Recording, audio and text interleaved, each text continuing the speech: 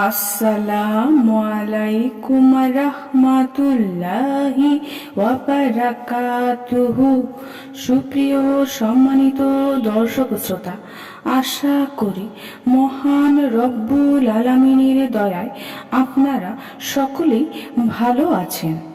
আজকে হযরত আনাস ইবনে মালিক রাদিয়াল্লাহু তাআলা আনহু থেকে একটি ঘটনা বর্ণনা করব।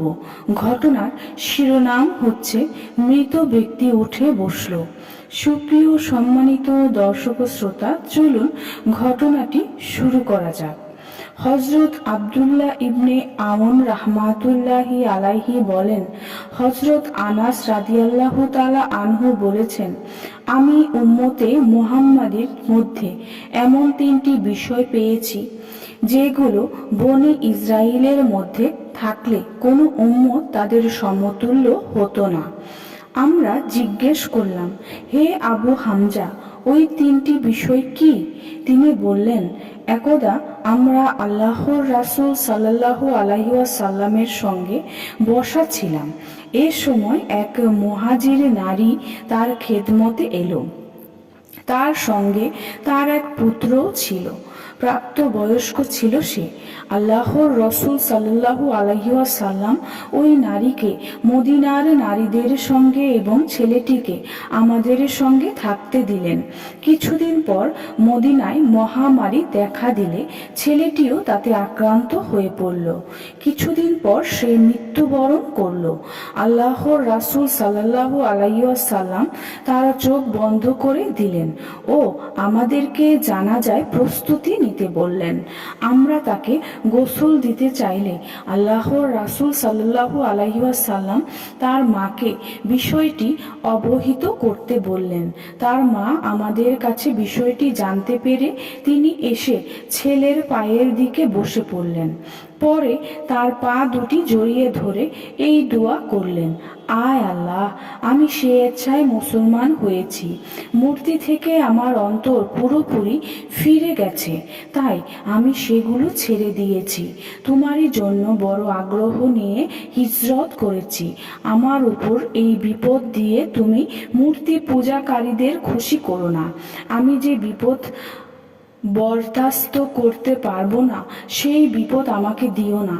মায়ের দোয়া শেষ না হতেই ছেলেটির পা নড়ে উঠল। মুখ থেকে কাপড় সরিয়ে সে বসে পড়ল।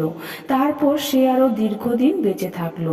তার সামনে নবীজি সাল্লাল্লাহু আলাইহি ওয়াসাল্লামের ওফাত হলো। তার মায়েরও মৃত্যু হলো।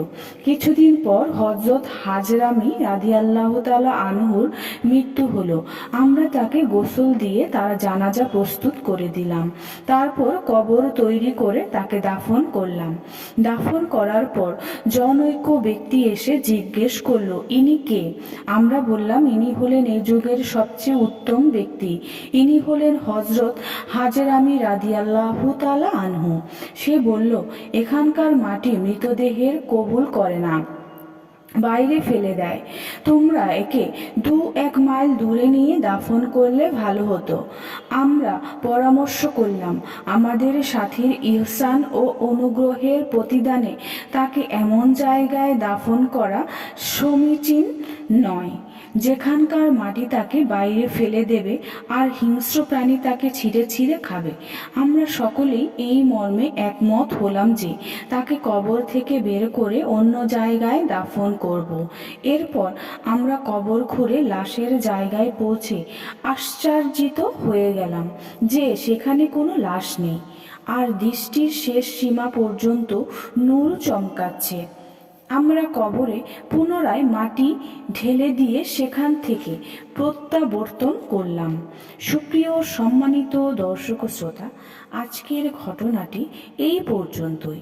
ঘটনাটি যদি ভালো লেগে থাকে অবশ্যই চ্যানেলটি সাবস্ক্রাইব করবেন, লাইক করবেন, কমেন্ট করবেন এবং বেশি বেশি শেয়ার করে দিবেন। সবাই ভালো থাকবেন। আল্লাহ হাফেজ।